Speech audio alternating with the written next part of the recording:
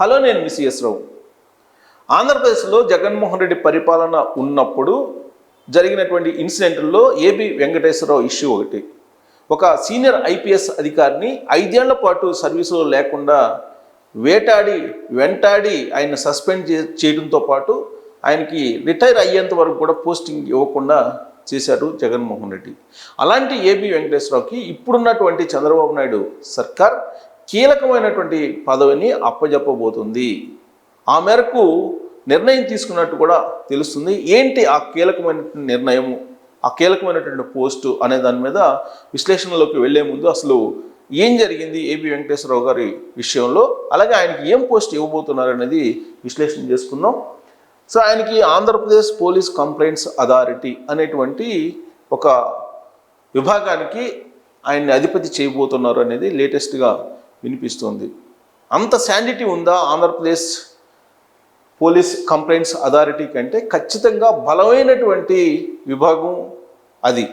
దాన్ని ఇప్పటివరకు ఏ ప్రభుత్వం కూడా సమర్థవంతంగా నిర్వహించలేదు అనేటువంటి అభిప్రాయం ఉంది. అందుకే ఇప్పుడున్నటువంటి పరిస్థితుల్లో గత జగన్మోహన్ రెడ్డి ప్రభుత్వం చేసినటువంటి అనేకమైనటువంటి అక్రమాలు అలాగే అవినీతి కార్యక్రమాల మీద విచారణ చేయడానికి కానీ, లేదా ఆ టైంలో ఎవరైతే ఐఏఎస్లు ఐపీఎస్లు అక్రమాలకు అలాగే ఐపీఎస్ మార్గదర్శకాలకు విరుద్ధంగా వ్యవహరించారో వాళ్ళ మీద కూడా విచారణ చేసేటువంటి హయ్యెస్ట్ బాడీ ఇది ఆంధ్రప్రదేశ్ రాష్ట్ర పోలీస్ కంప్లైంట్స్ అథారిటీ అనేది. ప్రతి రాష్ట్రానికి ఉంటుంది. ఆంధ్రప్రదేశ్ రాష్ట్ర పోలీస్ కంప్లైంట్స్ అథారిటీ అనేది కూడా ఒకటి. దానికి ఆయన్ని చైర్మన్గా చేసేటువంటి అవకాశం ఉంది అనేది ఇప్పుడు లేటెస్ట్గా తెలుస్తుంది. ఆ మేరకు ముఖ్యమంత్రి చంద్రబాబు నాయుడు ఒక నిర్ణయం తీసుకున్నట్టు కూడా విశ్వసనీయంగా తెలుస్తుంది. రాష్ట్ర స్థాయిలో పీసీఏలో ఒక చైర్మన్తో పాటు 3 సభ్యులు ఉంటారు. ఆంధ్రప్రదేశ్ రాష్ట్ర పోలీస్ కంప్లైంట్స్ అథారిటీలో చైర్మన్ ఏబి వెంకటేశ్వరరావు గారికి రాబోతుంది అనేది ఒక న్యూస్. అయితే దాంట్లో అథారిటీలో 3 సభ్యులు ఉంటారు. ఎవరెవరు ఉంటారు అని అంటే, అక్కడ నామినేటెడ్ చేసేటువంటి అధికారం రాష్ట్ర ప్రభుత్వానికి ఉంది. ఆ అథారిటీ ఏఎస్పీ నుంచి పై స్థాయి అధికారులు ఎవరైతే ఉన్నారో వాళ్ళ మీద ఎవరైనా సరే కంప్లైంట్ చేస్తే దాని మీద విచారణ చేసేటువంటి అధికారం ఈ అథారిటీకి ఉంది.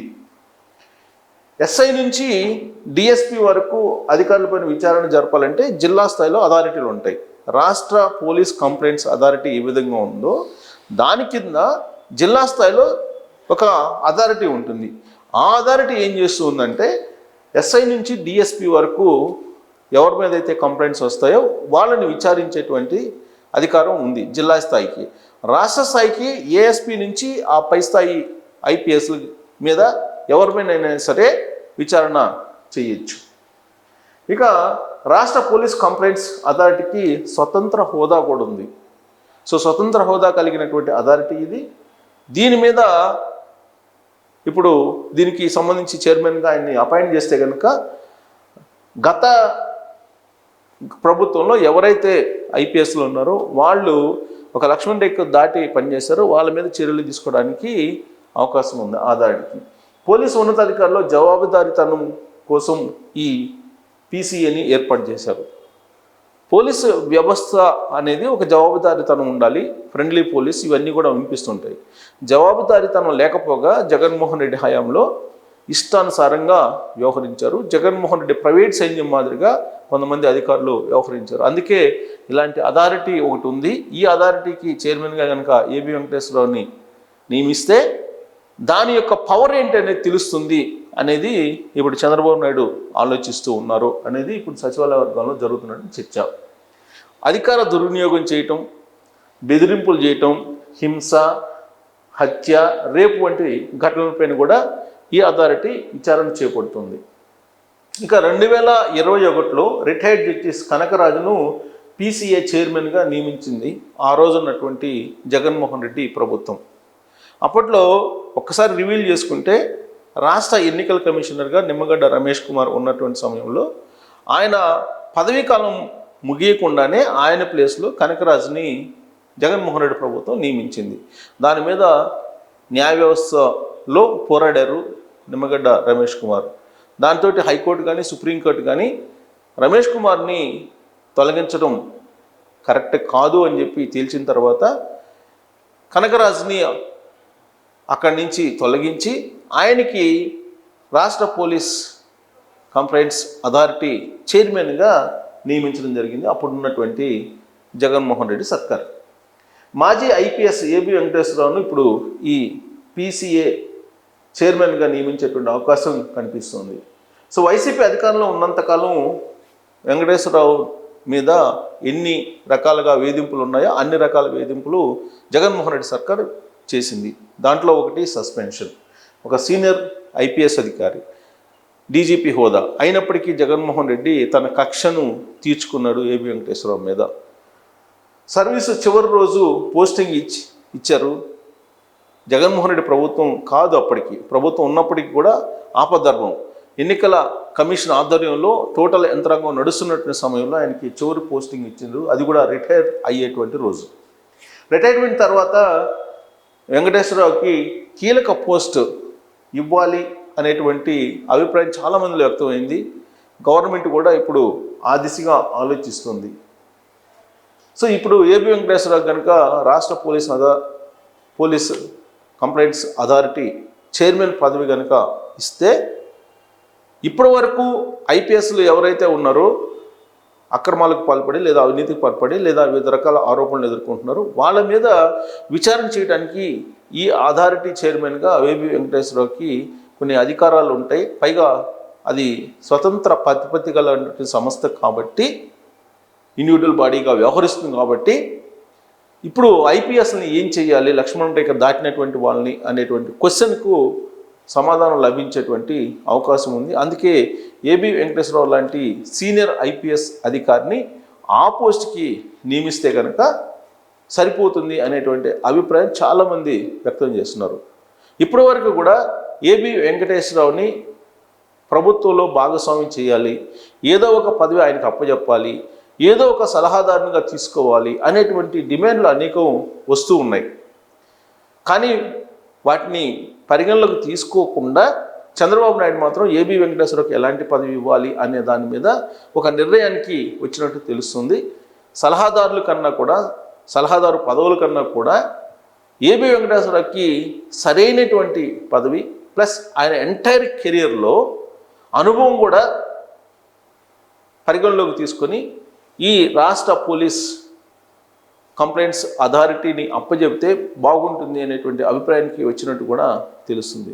వాస్తవంగా జగన్మోహన్ రెడ్డి హయాంలో కొంతమంది ఐపీఎస్లు ప్రైవేట్ సైన్యంలాగా వ్యవహరించడంతో పాటు ఆ రోజున ఒక ప్యానిక్ సిచ్యువేషన్ ఆంధ్రప్రదేశ్లో క్రియేట్ చేశారు అనేటువంటి ఆరోపణ ఉంది, వినిపిస్తుంది. రూల్ ఆఫ్ లా ఆంధ్రప్రదేశ్లో లేదు అనేటువంటి అభిప్రాయం అప్పట్లో బలంగా ఉండేది. హైకోర్టు రిటైర్డ్ జడ్జి కూడా ఆ మేరకు సుప్రీంకోర్టుకు ఒక లేఖ రాశారు. రాష్ట్రంలో రూల్ ఆఫ్ లా లేదు అనేటువంటి విషయం, దానికి అనేకమైనటువంటి ఉదాహరణలు ఉన్నాయి. నేరుగా జడ్జిల మీదనే సోషల్ మీడియాలో పోస్టులు పెట్టి వెంటాడింది YSR Congress party social media. ఆ తర్వాత అనేక మందిని అరెస్ట్ చేశారు, విచారించారు. వయసుతోటి సంబంధం లేకుండా రంగనాయకమ్మ లాంటి వాళ్ళని కూడా పోలీస్ స్టేషన్లో కూర్చోబెట్టారు. చివరకు చంద్రబాబు నాయుడిని కూడా అరెస్ట్ చేసి 53 రోజుల పాటు జైల్లో ఉంచారు నిరాధారమైనటువంటి ఆరోపణలతోటి. ఇవన్నీ కూడా కొంతమంది ఐపీఎస్లు లక్ష్మణ రేఖ దాటి చేసినటువంటి ఆకృత్యాలు అనేది ఒక బలమైనటువంటి అభిప్రాయం ఆంధ్రప్రదేశ్ పౌర సమాజంలో ఉంది. అలాంటి వాళ్ళు కనుక ఇంకా సర్వీస్లో కొనసాగటమో లేదా కీలకమైనటువంటి పదవుల్లో ఉండడము జరిగితే ఖచ్చితంగా పౌర సమాజానికి ప్రమాదం అనేటువంటి అభిప్రాయం వినిపిస్తున్నటువంటి తరుణంలో ఆ ఐపీఎస్ని ఏం చేయాలి అనే దాని మీద చర్చ జరుగుతుంది. అందుకే ఏం చేయాలి అనేది రాష్ట్ర పోలీస్ కంప్లైంట్స్ అథారిటీ తేల్చాలి. ఆ బాధ్యతను ఏబి వెంకటేశ్వరరావు మీద నిలుపుతూ చంద్రబాబు నాయుడు ఆ అథారిటీకి చైర్మన్గా ఆయన్ని నియమించాలి అనేటువంటి ఒక అభిప్రాయానికి వచ్చినట్టు తెలుస్తుంది. అప్పుడు చట్టబద్ధంగా న్యాయబద్ధంగా లక్ష్మణ్ రేఖను దాటినటువంటి ఐపీఎస్లని శిక్షించేటువంటి అవకాశం ఉంటుంది అనేటువంటి ఒక అభిప్రాయం బలంగా వినిపిస్తుంది. ఇన్ని కోణాల నుంచి ఆలోచించిన తర్వాత చంద్రబాబు నాయుడు ఏబి వెంకటేశ్వరరావుకి కీలకమైనటువంటి పదవిని అప్పజెప్పబోతున్నారు అనేది ఇప్పుడు బలంగా సచివాలయ వర్గాల్లో జరుగుతున్నటువంటి చర్చ.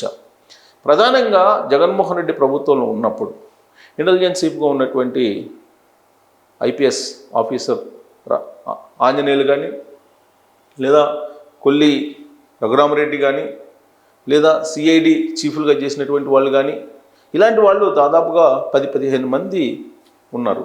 దీంతోపాటు క్షేత్రస్థాయిలో అనంతపురంలో కానీ, తిరుపతిలో కానీ, పల్నాడులో కానీ కొంతమంది డిఎస్పి స్థాయి వాళ్ళు, సిఐ స్థాయి వాళ్ళు, ఎస్ఐ స్థాయి వాళ్ళు కూడా ఆ రోజున జగన్మోహన్ రెడ్డికి ప్రైవేటు మనుషులుగా వ్యవహరించారు అనేటువంటి ఆరోపణలను ఎదుర్కొన్నారు. దానికి సంబంధించినటువంటి లిస్టు మొత్తం కూడా తయారై ఉంది. సో వాళ్ళ మీద చర్యలు తీసుకోవడానికి చట్టబద్ధంగా ఒక అథారిటీ అయితే కావాలి. ఆ అథారిటీయే రాష్ట్ర పోలీస్ కంప్లైంట్స్ అథారిటీ. దానికి చైర్మన్గా ఏబి వెంకటేశ్వరరావుని నియమిస్తే అప్పుడు నిబంధనల ప్రకారం వాళ్ళ మీద కఠిన చర్యలు తీసుకునేటువంటి అవకాశం ఉంది అనేటువంటి అభిప్రాయంతో ఇప్పుడు సింహస్వప్నంగా కనిపిస్తున్నటువంటి ఏబి వెంకటేశ్వరరావుని నియమించబోతున్నారు అనేది వినిపిస్తుంది. సో ఆయన ఎంటైర్ కెరియర్లో ఎక్కడ కూడా అవినీతి అక్రమాలకు పాల్పడలేదు అనేటువంటి విషయం కోర్టులే చెప్తూ ఉన్నాయి. అయినప్పటికీ కూడా జగన్మోహన్ రెడ్డి ఆ రోజున ఆయన్ని సస్పెండ్ చేస్తూ నిర్ణయం తీసుకున్నారు. ఆ 5 సంవత్సరాల పాటు ఒక సీనియర్ ఐపీఎస్ అధికారికి పోస్టింగ్ లేకుండా ఇవ్వడం అనేది, పోస్టింగ్ లేకుండా చేయడం అనేది, అది కూడా నిరాధారమైనటువంటి ఆరోపణలతోటి బహుశా జగన్మోహన్ రెడ్డి సర్కారులోనే అది కనిపించింది. అందుకే ఇప్పుడు ఏబి వెంకటేశ్వరరావుని రాష్ట్ర పోలీస్ కంప్లైంట్స్ అథారిటీ చైర్మన్గా నియమిస్తే భవిష్యత్తులో ఎవరైనా సరే ఐపీఎస్లు లక్ష్మణ్ రేఖ దాటితే ఎలాంటి పరిస్థితులు ఎదుర్కోవాల్సి వస్తుందో అనేది తెలియజేయడానికి ఆ పదవిని ఏబీకి అప్పజెప్పేటువంటి ప్రయత్నం జరుగుతుంది అంటున్నారు. సో ఈ మొత్తం అవలోకనం చేసుకున్న తర్వాత, ఈ విశ్లేషణ విన్న తర్వాత ఏబి వెంకటేశ్వరరావుకి రాష్ట్ర పోలీస్ కంప్లైంట్స్ అథారిటీ చైర్మన్ పదవి కరెక్టా కాదా అనే దాని మీద మీరు కూడా మీ అభిప్రాయాన్ని తెలియజేయచ్చు. Thank you very much.